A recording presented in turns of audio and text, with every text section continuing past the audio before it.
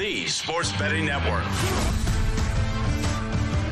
Hour 2 of the Lombardi Line presented by DraftKings live on VSiN and DraftKings Network alongside Michael Lombardi, who's out at his office in Jersey. Stormy Bonantoni here in downtown Las Vegas, Circa Resort and Casino. Lots to get to over the course of the next hour. Excited to have Jason La Canfora join us in just a little bit. Covers the Ravens and the NFL closely for the Washington Post as well as 105.7 The Fan in Baltimore. Lots of NFL talk and an update on our poll. If you haven't checked it out already, head to at M Lombardi NFL on Twitter, on X, whatever you want to call it. We are asking our audience who's the biggest threat to the Kansas City Chiefs in the AFC. The tabulation so far, Michael, the Bengals at 7-1, getting 42% of the vote. The former top seed Ravens at plus 550, 33% of the vote. The Texans at 13.6%, and the Buffalo Bills at 11.3%. We've got about 800 votes in right now. Michael, does that order sound about right to you, what you anticipated from fans at this point? I think there's no question because, we said this in the last hour that Josh Allen has struggled to beat the Chiefs. They've had 13 seconds that whittled away. They had them beat. They lost. They had a chance to go to overtime that from the 26-yard line. That whittled away. They lost, right? They've been in position. The team that has been able to cash out and win are the Cincinnati Bengals. Even when they're down at halftime, they come storming back and win a game in overtime in Arrowhead twice. They had a chance to beat them again.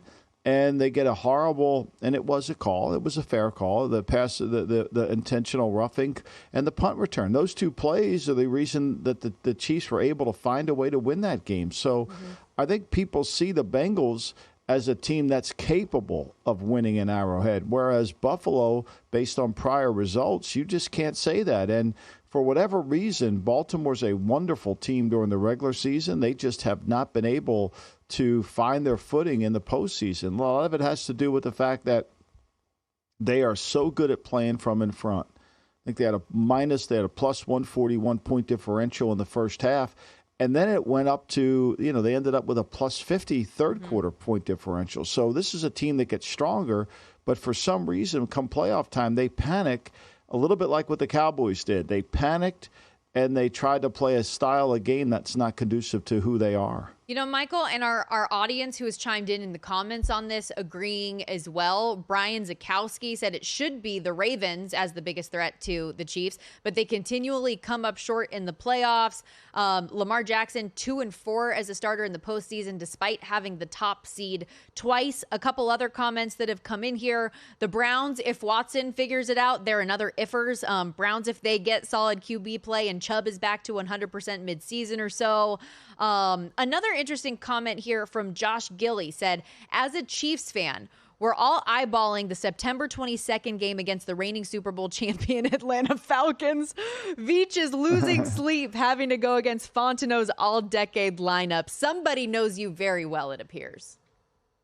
Well, they listen, and I certainly appreciate that. Thank you very much. And I think to me, this is what I was having discussion with a bunch of people in the league the other day about Atlanta. Like, where is it? Where does this show me on paper? I know Cousins is an improvement over Desmond Ridder. I don't deny that. But show me how this is all going to change based on what they've done. And I think that's one of the things when you look at the Ravens and you say to them, okay, like, give me the reason why we're going to change. They struggled in the first half against Houston. We know this, right? And they weren't able to figure out exactly how they were going to play, because playoff football is completely different than regular season football, and I think you have to be prepared for that. And they're so used to playing from in front. Like I mentioned, they had a 142-point differential in the first half, and then in the third quarter alone, they have a 59-point differential. But the other question I think about Baltimore that has to be addressed, and I'm interested to hear what Jason La Canfora says on this, is for as great as Justin Tucker is, as great as he is, last year he was 1 for 5 outside the 50. Yes. And that's not Tucker-like. Yes, that 100%. I think that's a great question. We can follow up with him. And let's keep going down this Ravens path here. Oh, and by the way, we know the Atlanta Falcons are in the NFC. But just a fun comment talking about the grand scheme of things is obviously the Chiefs are the reigning Super Bowl champions. But to go down this Ravens mark, in the last segment to close out hour one, we were talking about lasting impressions, going through each of these contenders in the AFC's playoff exits last season. We didn't get a chance to get to the Ravens. So let's talk about that game a little bit more, because as you have already referenced, they got away from their offensive identity that led them to this point in what ultimately ended up being a 17-10 loss to the Kansas City Chiefs. The Ravens had just 16 carries, 5 of which were Lamar Jackson scrambles, by the way, just 3 designed runs after halftime, I believe. And it was a significant reason with which the Ravens lost this game. And you also think about them being the top scoring defense in the NFL last season. They only allowed 17 points to the Chiefs, so they did their part. Teams prior, so going into this game, were 18-0 since 2004 when allowing 17 or fewer points in a conference championship game. If your defense does that, you should not be losing that game. No, and look, in the first half, they had 9 rushes, 4 of them by Lamar Jackson, right? And so the Chiefs in the first half alone had 18 rushes. And what the Chiefs showed was the discipline that champions need. They knew Baltimore wasn't great in run defense. They had 18 carries for 60 yards in the first half. 18 for 60. If I would have told you who had 18 for 60 and who had 9 for 46, you would say, well, it's probably the Chiefs or 9 for 46. But that wasn't the case. And I think they panicked. They're only down 17-10. They're only down by that. And, they were able to, what I think really punched them, and, it's the old Mike Tyson line. Everybody's got a plan until you get punched in the mouth. I think the opening drive, they got the ball back, after the Ravens went 3 and out. The Chiefs get the ball back. They go 10 plays, touchdown. They get the ball again, 16 plays, touchdown. I think it stunned Baltimore. And it kind of is you have to be honest here and say their mental toughness wilted. Yeah. Because usually when you get stung like that, I can remember in 2014 when we were playing Baltimore and they come out and touchdown, and build a 14-point lead on us, you're stunned. You're on the canvas. You're trying to put your mouthpiece back in your mouth with the blood coming out of your face, and you're like, oh, wait a minute.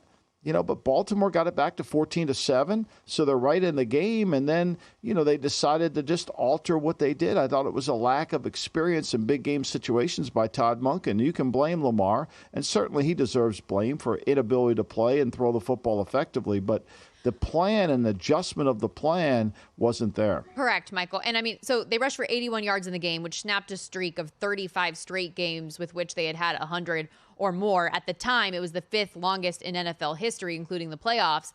But what I think some people are forgetting as well is, let's remember last year the Chiefs also had a top 5 secondary in the NFL. So it's not just the fact that you get away from your identity, but you get away from your identity and start going pass happy against one of the best defensive backfields in the league. It just doesn't make sense. It's nonsensical. Win total. Go ahead. It makes no sense at all, especially when you consider that the two, when they were able to get it going, when they were able to get things going, they ran the football. They had 2 power runs in the game where they got it and they were able to, they ran for 15 yards, and yet they got away from it. For whatever reason, they got away from it. And I think, to me, that's the biggest issue. When they got it back to 14-7, right? They went for, Lamar Jackson threw it to Mark Andrews for 9 yards. Yeah. And then, they ran for 21 yards. Lamar went power for 21. Okay. Mm-hmm. They come back the next play. They run Gus Edwards on the same power, but not quarterback power. He goes for 15. And then he makes the loose play to Zay Jones for the touchdown. They got away from it, Stormy. They did exactly what Dallas did. They panicked. And I think what happens to teams in playoff games is they want the game to be over quickly. We're the better team. Let's get this thing over. And if it doesn't go well at first, everybody starts to panic and the players get tight. Wait a minute, what's happening here? What's going on? And the mark of a true champion is how you overcome these things. Like, what you have to do to win a title, you're going to have to overcome, like Kansas City did in the Super Bowl. One other comment here from at NickelFritz1375 said people want to discount Baltimore because of the playoff loss, but if they get a full season of Andrews and Henry doesn't fall off a cliff, I can't see them taking a step back. Bengals have a lot to prove health-wise, and I think that's the next layer of this, right? So obviously they get away from the run game in the AFC Championship game, but then this offseason they add a guy like Derrick Henry to that offensive backfield, and obviously, when you add someone like him, you're going to continue placing that emphasis on the run game. And if you have him on the field, you're not going to stray away from that, especially with the running ability that Lamar Jackson has as well. 13 wins for Baltimore last year. They obviously earned the top seed in the AFC. Win total this season sitting at 10.5. A lot of people think they're a team to take a step back. I personally don't. I think things will come together for this team. I do think even with a new defensive coordinator that they were the top scoring defense in the league, right? It's natural for there to be some regression, but how much? I don't think it's going to be as significant as some people think. I have them getting to the AFC Championship game, being in the Super Bowl as far as my pick in the NFL betting guide this year. Tyler Shoemaker here at VSiN, he chimed in the comments as well, saying in his T-Shoe Index, which is like an analytics and performance power rating system that he has Baltimore number 1. So I like that. That makes me feel a little bit better here. But the AFC, I think, is going to be a very, very interesting conference this year, and I'm excited to get football going. They had rookies report, I believe, to camp yesterday. So Baltimore already getting the wheels turned in training camp will be here before we know it. Yeah, I mean, look, they play in the Hall of Fame game along with Houston, so it's starting quick. And look, let's be clear. One thing, if you sign Derrick Henry and you don't give him the ball, that's your own fault. No question about it. Also wanted to mention while we are on the Ravens, it is a sad day for the organization. Jacoby Jones, legendary Super Bowl punt returner, passed away. Our condolences there. We're going to talk more Baltimore with Jason Lock.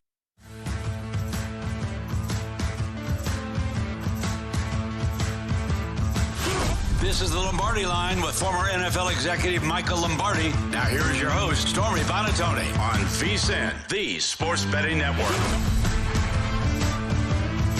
The NFL preseason is just weeks away, and lucky for you, our VSiN experts have been hard at work all offseason putting together our new VSiN NFL betting guide. We've got comprehensive team profiles with power ratings and win total predictions, proven betting systems and trends like how to win with betting splits, plus top picks for season win totals, futures, props, awards markets, and more. But in order to get the guide, you need to be a VSiN Pro subscriber, and for a limited time, we're offering a special deal. You can get a full year of VSiN Pro for just $199 instead of the usual $240.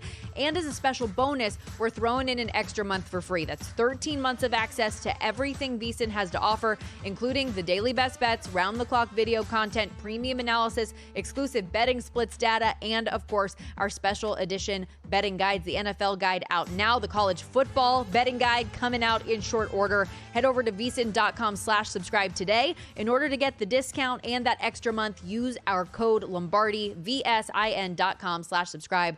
Promo code Lombardi alongside Michael Lombardi. I'm Stormy Buonantony as we welcome you back to this Sunday morning edition of the Lombardi Line. Very pleased to keep our all things AFC conversation going, talking Baltimore Ravens, the team that was the top seed in the AFC a season ago. Jason Lockenfora joins us here on the Progressive Guest Line. 105.7 The Fan, Baltimore, Washington Post NFL insider. So who better to get the lowdown on all things Baltimore Ravens? Welcome in, Jason. How are we doing today? What's going on, guys? Hope you're having a great weekend. Thank you for joining us, Jason. So we've been just talking about the additions and maybe the panic of Baltimore in that playoff game, only 9 carries in the first half. You know, what's your view of what Derrick Henry, how are they going to play him? Are they going to be more of a pistol team? Because Henry's not a shotgun running back. No. He is a true under center or pistol. Yeah. So from what you've seen in minicamps, have they altered the offense? Well, look, they're not showing a whole heck of a lot right now, Mike, and I think they want to kind of hold this under wraps. I don't think you're going to see Derrick Henry or Lamar Jackson or, a lot of their key skill players on the field until week 1. But they have, it's more like what they've said. And they have been somewhat forthright and at least conceding the obvious, which is that during the totality of his time in Tennessee, no running back was under center more than Derrick Henry. And during that same period of time, or at least the Lamar Jackson era, no team has been in the pistol or shotgun more than the Baltimore Ravens. They are complete extremes, and something's going to have to give. And look, I don't think Derrick Henry's going to be here for for a long time. It's all about this year. Yeah. So I think they're going to have to meet him in the middle. And I think the key to them offensively is going to be how do they win with heavy personnel on the field, and not just running the ball, where you've got Lamar Jackson and you've got, a freak of nature, 300-pound fullback in Pat Ricard, and now you've added Derrick Henry. Like, they're going to be able to bully some people on the ground. Like, they were doing that when they weren't paying running backs $9 million a year. Like, running efficiency's never been a problem here. It's kind of interesting that that's where they threw $9 million. Like, they ain't going to run this year, even with Derrick Henry, the way they did 2 years ago with a collection of running backs. But whatever. But can they win in 12 and 13 passing the ball? All this talk about Lamar and the deep ball. Who cares? They don't have wide receivers. Can they get Isaiah Likely and Mark Andrews activated in the pass game at the same time? Not when one guy's hurt and the other guy becomes, Mr. Reliable. Can they do that consistently? And then you get a little bit from Flowers and maybe you get a little bit from Bateman. But they need to win with those two tight ends on the field. And you can use guys as jokers. Is Likely really a receiver? Is he really a tight end? What's Pat Ricard doing now? The deception that Lamar gives you inherently with his skill set. You put all that together, and it makes it interesting. But I don't think it's going to be about last year when it was like, hey, we're a real passing team, and we're going to win in 11 personnel, and we've got 3 or 4 receivers we can win with. Nah, that's garbage. Washington Post NFL insider Jason Lockenfora joining us here on the Progressive Guest Line. On the other side of the ball, another big question about this team is what's the defensive unit going to look like under Zach Orr as Mike McDonald moves on, takes a head coaching job with the Seattle Seahawks. A lot of folks think there's going to be regression, that this defense is going to take a step back. I said in the last segment, well, when you're the number 1 scoring defense, that's the only way you can go. Yeah. But I still feel like there's a lot of talent on that side of the ball. How do you view the defense of the Ravens this year? Well, it has the potential to be a very good unit, and they have been consistently very good or better for a long time. But, no, they're not winning a Triple Crown this year. They're not going to lead the league in sacks, takeaways, and points allowed. Like, it's never happened in the history of the league, right? No one won it before. They ain't winning it back-to-back years, not with the brain drain that left the building and not with the talent exodus that left the building. And, look, Mike McDonald became – an elite defensive coordinator, and he did it very quickly. But he had a level of training at the college and pro level that far exceeds Zach Orr. Now, Zach Orr played the game at an incredibly high level, and the players will come into the day one running through walls for him. But, it took McDonald a good half season to get his bearings. And in the meantime, the defense was getting exposed. Marcus Peters was throwing his helmet on the sidelines. They were getting picked apart in the fourth quarter. It was blown coverages. The guys couldn't adjust to what he was asking them to do. It was a bit of a bleep show, so much so that they mortgaged the future draft to get Roquan Smith. So the idea that Zach Orr is going to come in here and this defense is going to pick up where it left off without Patrick Queen, without Jadeveon Clowney, without what Darby gave him last year, is Marlon Humphrey going to be a football player this year? There's a lot of question marks. So yes, I think there's talent. I think they're smart. They're a good organization, but the offense better come out of the gates firing like it did last year, because this defense, there's going to be an incubation period, and they're going to give up more points and they're going to create less big plays than last year. That's just reality for them. And there's no guarantee they can stop the run, which was their Achilles heel, but teams got behind in them and they couldn't run the football. Yes. Talk to us about the offensive line. I know, that Ronnie Stanley's been one of their most high-priced players of all time who never plays. And this offensive line is going to go through some changes. Talk to us about what you expect from this offensive line. Well, that's the big question mark. I mean, we talk about position battles and camp battles. They've got a lot to figure out. I mean, the center is great. When you draft the center as high as they did, he should be great. I don't know that Ronnie Stanley's making it through the season at left tackle. Pat McCary gives them a solid backup at all 5 positions. But, the guards, that – they drafted this kid Voorhees. They drafted him hurt. If he doesn't win one of these guard spots this year, they did it a year ago, then something's wrong. They think Rosengarten's a plug-and-play right tackle. can he give them what Morgan Moses gave them last year? I don't think that's a crazy ask, maybe by the second half of the season. But left tackle's got to be a concern. Ben Cleveland, is he a failed project, or can he at least take up some space as a guard? They've got to sort that out, and they've got to do it relatively quickly. I don't know, Mike. When you have Lamar Jackson, I think a lot of this kind of just goes away. Like they find ways to make plays, but the left tackle situation is huge, and I'm dying to see who they rep up there as the number 2. Like, are they going to give somebody a ton of reps this summer, knowing that Ronnie Stanley's a ticking time bomb? When you take the kind of haircut that Ronnie Stanley took to come back here, there was nothing out for you there for you anywhere else in the league. So there's got to be real concern about what kind of play they get there. The guards, who cares? Right tackle, they rotated right tackles in the past and gone to the playoffs. But they better have a real left tackle somewhere on this roster. Win total for the Ravens set at 10.5 after a 13-win season. They're the second shortest shot in the AFC, third shortest shot to win a Super Bowl in 2024-25. And you look at Lamar Jackson, who's a 2-time NFL MVP, but nothing to show for it from the team standpoint. No. 2-4 in the playoffs. Is there any common theme or thread that you've seen from the postseason performances that have led you to understand why they haven't been able to get over that hump?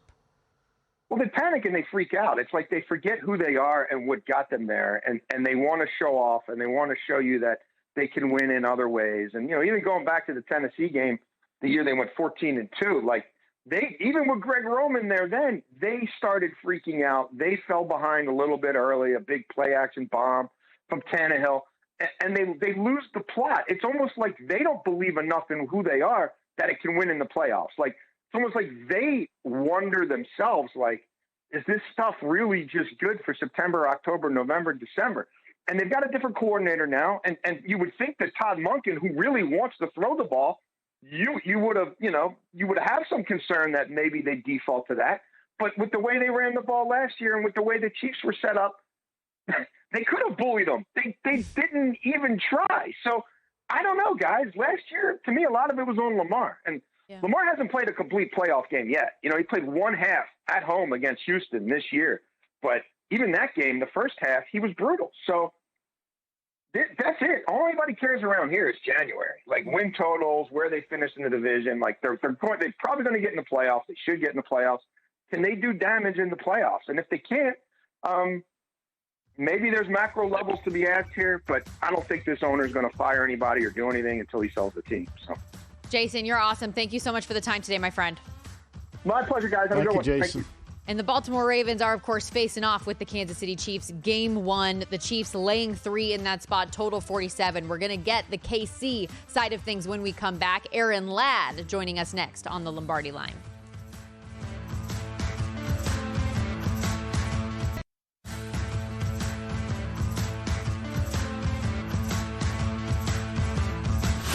This is the Lombardi Line with former NFL executive Michael Lombardi. Now here is your host, Stormy Buonantony, on VSiN, the Sports Betting Network.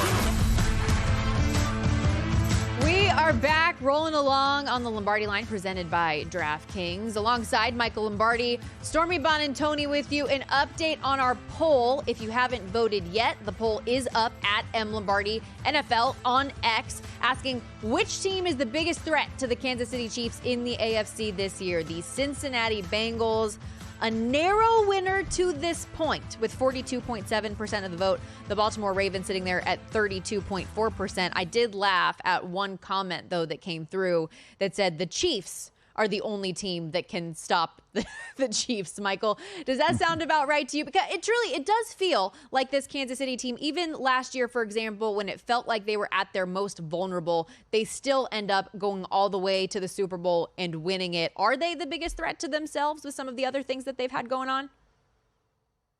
Well, I do think that they are, in the sense that they have to find a way to play perfectly. I don't think that they are good in the offensive line, particularly at left tackle. Their skill positions are still something that I think they're working their way through. But they have Patrick Mahomes, and their defense, if Chris Jones plays to the level that he's played at in the past, is still elite. Now they're going to move McDuffie outside the corner. We'll see how that works out. He's an elite inside corner. And I think, to me, they won with defense. Just look at that Baltimore game. They won with defense. They shut out Baltimore in the second. They didn't score in the second half and still won the game. Well, let's get into it as Aaron Ladd joins us now on the Progressive Guest Line, sports anchor at KSHB 41 in Kansas City, covers this team extremely closely. Great friend of the show, Aaron. We threw up the poll, who's the biggest threat to the Kansas City Chiefs in the AFC. How do you view the Chiefs' pursuit of a Super Bowl three-peat, and are they still in the driver's seat for you in the conference? Appreciate y'all having me on first and foremost. I don't know who the biggest threat to KC is, especially in the AFC. It's hard not to look at Baltimore, the team they were last year. Ultimately, we know that game was tight down the stretch. And then maybe a healthy Cincinnati, the two teams that KC opens up with this year as the two toughest tests inside the conference. You guys mentioned on the lead-in, how do they replace L'Jarius Sneed and the production left behind him along that defense? He was known for lining up against the number one receiver on the other side. Let it be Justin Jefferson, let it be Jamar Chase, let it be Tyreek Hill. It didn't matter. He won those matchups time and time again. So, yes, it's a big ask for Trent McDuffie, who's entering his third year in the league. Can he be that captain? Can he be that vocal leader? Can he be Steve Spagnuolo on the field for KC's defense? But offensively, I think they are set up for success, especially considering how god-awful the wide receiver room last year. You get Hollywood Brown, you draft Xavier Worthy. I think they can make a step in that department, and maybe it covers up some of the things they need to do defensively. All right, well, let's talk left tackle. I mean, to me, I see it as a glaring concern. You know, I think to me, I'm not saying Donovan Smith, Aaron, played well last year, but I don't think Taylor played well at right tackle last year. And now Taylor, if he lines up on the line of scrimmage and not in the backfield, that might work. But what is the left tackle situation in terms of the young rookie and then Moses, who they drafted 2 years ago? Yeah, they're rolling with the youth experience right now for KC. Donovan Smith is still a free agent.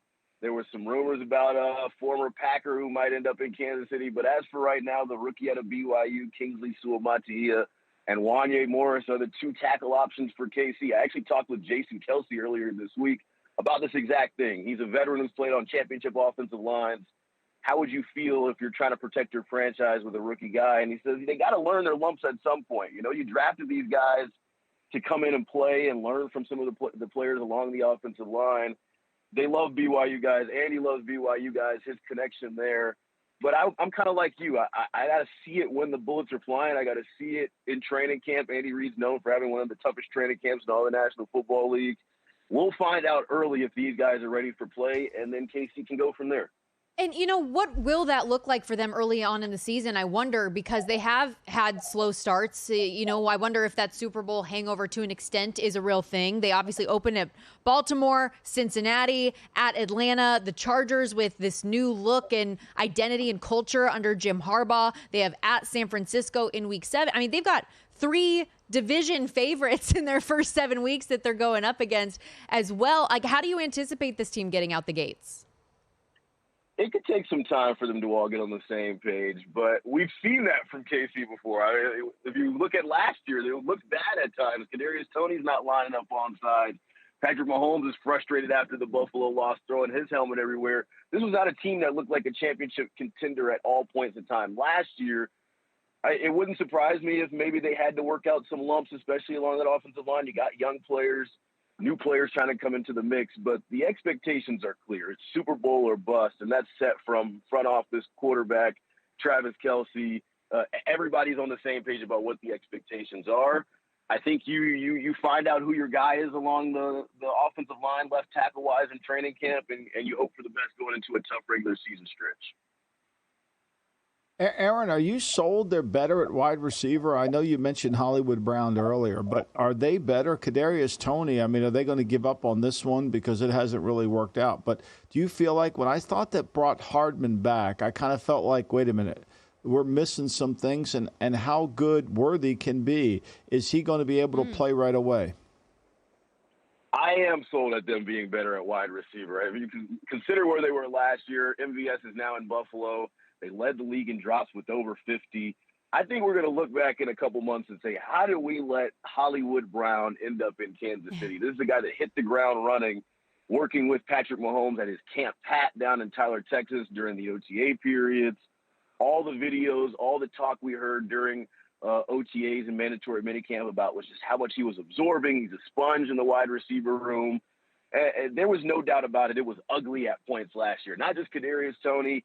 That Sky Moore has not filled up to his expectations being a second-round draft pick. They were wondering where the production was going to come from. But Rashee Rice stepped up. I know the latest reports are that, yes, while the suspension is looming for him from the driving incident in Dallas, he could play as much as the entire regular season or the entirety of the upcoming season before he sees a suspension. I think if you consider his second-year production, Hollywood Brown being added to the mix, Xavier Worthy, ran the fastest 40 time of any player ever at the NFL Combine. I'm absolutely sold on Patrick Mahomes being able to take that group to an AFC Championship game because that's the floor for him, right?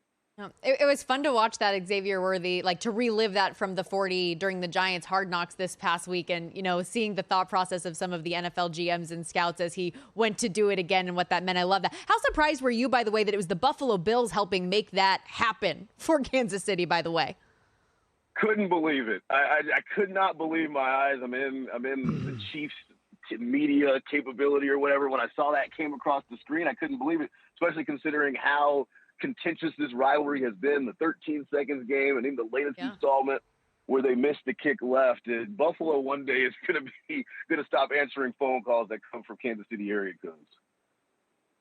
Yeah, there's no question. I mean, I don't understand. We know the Patriots were interested in making that move. They were trying to trade up to get Worthy. And so you got to figure that everybody knew it in the Buffalo draft room, and yet they chose to give Andy Reid another player. What is your sense of where Kelce is health-wise? I know that he's been touring with Taylor, but where is he health-wise, and what is his conditioning like? I know he works hard when he gets there. I was kind of surprised to see him at some of the optional team activities earlier in the offseason. Usually this is, the time of the year where the veteran guys, the Chris Jones, the Patrick Mahomes, the Travis Kelce, they may show up once or twice a week. But, for Travis to be there 3 days a week during an optional period as they go for this three-peat, I think it really kind of sets that championship standard that we were talking about earlier.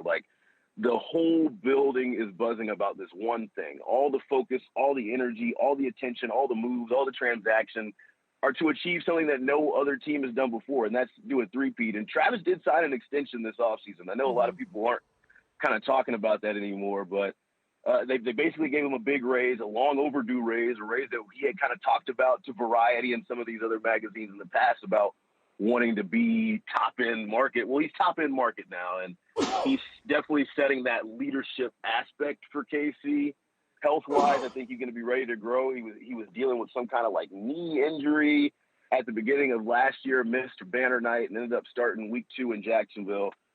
All purposes and all things look like he's going to be ready to go for training camp for St. Joe, which starts Tuesday for Kansas City. And even with all of that and the world tour with Taylor Swift, still made time to win a karaoke competition at the American Century. So good on Travis Kelce. We've only got about 20 or 30 seconds left with you, Aaron, but I know you are a Mizzou man. Their schedule, unbelievable. I had to do a double take when I looked at it. Could they be a CFP team this year? What do you think? We've got playoff expectations in Columbia. Luther Burden, Brady Cook, Theo Weiss, Eli Drinkwitz has been doing some recruiting out there. I'm excited to see what they can do this year in college football. You're the man, Aaron. Thanks so much for your time, pal. Awesome. Thanks, Aaron. Appreciate y'all. Y'all be easy.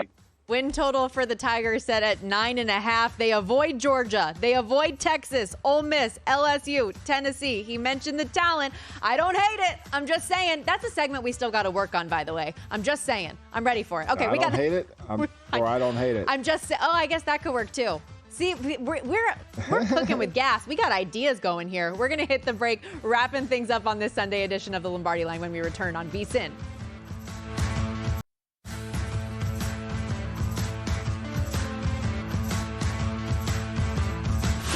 This is the Lombardi Line with former NFL executive Michael Lombardi. Now here is your host, Stormy Buonantony, on VSiN, the sports betting network. If you like watching and listening to VSiN, you'll love all of our betting tools and content available each and every day at vsin.com. Best bets from all of our show hosts, experts, and analysts, updated and timely betting splits, exclusive articles, betting tools, odds by state, betting guides, and so much more. Speaking of guides, our VSiN NFL betting guide out now. The college football betting guide will be here before you know it. Head to vsin.com today. And of course, we cover just about everything you can think of on vsin.com. Wimbledon previews were there. We have hot dog contest. We have a winner in Wimbledon, by the way. Carlos Alcaraz does beat Novak Djokovic in back-to-back years at Wimbledon, which is pretty dang cool from that standpoint, Michael. But we're an NFL show, so we're going to leave the tennis to the tennis people. There you go. Yeah, I mean, but it is, it's one of those places. I think there are places in the world you want to go see and experience, and Wimbledon is one of them. Center court at Wimbledon, it's a little bit like when I was in Australia to go to the cricket stadium and be able to walk around there. And I mean, it was enormous. And 100,000 people sit there and watch cricket and do all that. So, or Rod Laver Court in downtown Melbourne. So there are certain things, and even you don't have to be a fan of tennis to appreciate the power of Wimbledon. And to your earlier point, Michael, some people's Wimbledon, like my Wimbledon, is the hot dog eating contest. And on my bucket list is to go to Coney Island on the corner of Surf and Stillwell. One day it'll happen. Yes. One day. There's dream. So many good spots to hit. Yeah, well, you'll get to Brooklyn and go to all the good eating spots in Brooklyn, Coney Island. I mean, that'll be awesome. Then you come down the Jersey Shore and hang out, and you can do karaoke with us. Exactly. Oh, shout out Bill Berman, by the way. I saw you mention Travis Kelce. I saw you shout out the Kelsey. I didn't realize he won the karaoke championship. Pretty impressive. We might have to put Bill Berman in that one against him. He does need to learn from Taylor the proper positioning for how far a microphone should be from your mouth, though, because it was overmodulated the whole bit. But it's here I go again. He was into it. It was very fun. Congratulations to Travis Kelce. I didn't know that was a thing that they did at the American Century. By the way, is apparently for the celebrity portion of it, they do a karaoke contest. All the celebs get together, they pick a song, and instead of it being a typical, you have the TV screen up with the songs and you play the tune. They have a live band there with people from Rascal Flatts and major band people. Like, this is big time. That's very cool. I love it. I think it's great, don't you? I mean, it's unbelievable how they have all this. I did not realize until I got the karaoke machine for Bill Berman's birthday, not for mine, because I haven't participated in it one day. Is how popular karaoke is. It's awesome. What I was going to say earlier, too, was shout out Bill Berman. I appreciate him wishing me a happy birthday yesterday. He said, I got to make it out. He said, from Ocean City, New Jersey. And I said, I've got to make it out at some point to get that tomahawk on the grill or the homemade pizza or something like that. Again, another thing that's going to happen, just like Coney Island is my bucket list, Ocean City is my bucket list. Absolutely. We will be there. Yes, we need you here, Stormy. Yes. Speaking of the Chiefs, let's get to our poll of the day, the final tabulation, where things sit on who is the biggest threat to the Kansas City Chiefs in the AFC in 2024. Our audience has weighed in, drum roll, to the surprise of no one. It is the Cincinnati Bengals, who people view as the biggest threat with 42% of the vote. The Baltimore Ravens are the second choice here at 32%. I was surprised to see the Texans consistently edge the Bills in this, despite, it's a small margin, 13.8% to 11.9%, but I thought the Bills might get a little bit more love here. And these results do coincide to an extent with the betting splits that have come through from DraftKings here. Kansas City has received the most handle, the highest percentage of bets. People have no problem taking the favorite on this Kansas City Chiefs team to win the AFC again, to three-peat in the Super Bowl. No problem, despite the number.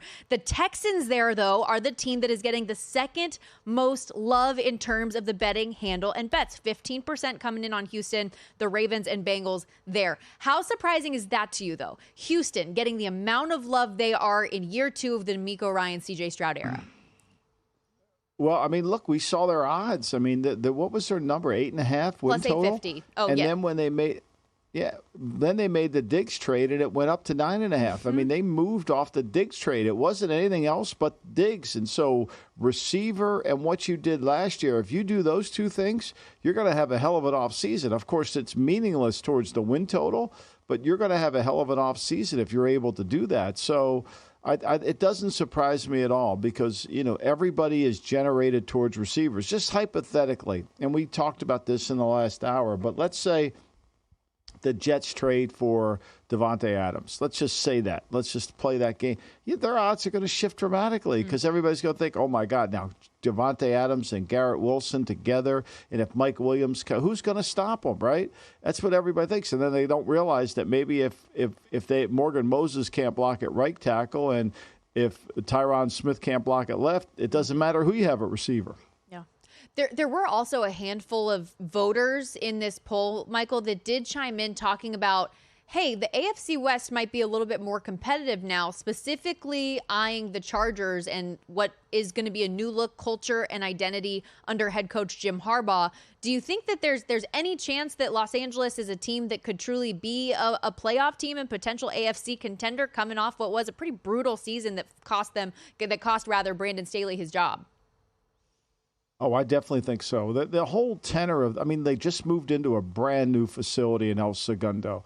So they're kind of finally back into their area. Everybody is kind of knows where they are. They have a great quarterback. I think Justin Herbert is certainly somebody, again, all these quarterbacks have to be managed. I think one of the things that's reality sets in is you need, no matter how good of a quarterback you are, the game can't land on his shoulders. He needs help. I think Harbaugh understands that. They'll be better in the offensive line.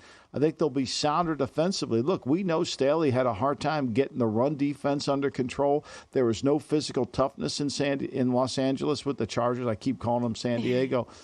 I just feel like he's going to add it, and he's going to manage the game correctly. I know he's probably going to make many of the analytical community people upset because he won't go for it on every single fourth down like the great Brendan Staley did. But that being said, he's going to play smart football. And sometimes avoiding losing is how you win, and I think Jim does a really good job. Look, you don't have a 70% win percentage because you don't know how to win. No question about it. And he has done the fast turnaround, too. It hasn't been a slow burn with Jim Harbaugh teams. The season win total for Los Angeles Chargers sitting at 8.5. They're plus 320 in the division. Yes, Kansas City is an odds-on minus 230 number, but the Chargers, the second shortest shot there. To go back to the Cincinnati Bengals here briefly, we did have a little bit of a news item to close out the day on. T. Higgins, we knew, wasn't going to get a deal done, but with the deadline officially coming tomorrow, reports are, firm as can be that, hey, he's going to be on the franchise tag this year. It is what it is. But with that, Michael, I think, and something that producer Elliot and I were kind of tossing back and forth in the break, is a lot of people look at the franchise tag, players specifically, as disrespect, that they're not getting the long-term deal extension, ultimately, whatever it is that they want. Still making $21 million. The team clearly wants him to be a part of this push for a Super Bowl with a healthy Joe Burrow. So I don't look at it as all negative like some people have. It's not all negative. And look, all he's got to do, he doesn't even need to have an elite season. He just needs to have a good year. And he's going to get his 5-year contract at $31 million, $32 million. You could write down the number right now. Is he going to get 35 like Justin Jefferson? Justin Jefferson's really 32 when you when you count old money and everything into it. But I think that's the reality. He's going to get his deal. He's going to get it, and probably will know the teams who are going to pay it because they're going to have the cap room and they're going to want to go out and do it. So to me, if I'm T. Higgins' agent, I'm saying play you well. We're going to have you fully insured so that your injury is not going to prevent you from making a lot of money. And your life is going to go on, and win is the most important thing because people, show good leadership within there. Show that you're handling it well. Look, we know this. Look at Jadeveon Clowney signed for a cheap deal with the Baltimore Ravens last year coming in August. And next thing you know, he signs one of the best deals he signed with the Panthers. It's all about what can you do moving forward, and I think he'll do that. Yeah, and this is a Cincinnati Bengals team with a lot of high expectations this year with Joe Burrow coming back healthy from his season-ending injury a year ago. Obviously, this team did not make the playoffs last year, did not live up to the expectations they had set for them. Can they do it this season? And a couple of really talented wide receivers in that room. Anything that you're doing today to close out your weekend strong before you head out? No. I have to go away for a speech on Monday and Tuesday, so I'll be working on that. No, I'm just going to enjoy the day. I think, one thing we didn't mention this, Stormy. Football's starting next week. We got Ravens brought their rookies in. My sons are leaving to go back to work. Football's starting. That's the best part of July. Yep, the two teams participating in the Hall of Fame game will also have veterans report this week. You got the Texans on Wednesday, the 17th, the Bears on Friday, the 19th. You mentioned Ravens rookies already there. We're here. All right, dog days of summer, no more. I don't even think it existed at all, Michael. Over. Travel safe. We will miss you this week. No, I think we got through it good. Yes, we will miss you this week. Keep it locked right here on VSiN and DraftKings Network. The Handle coming up next.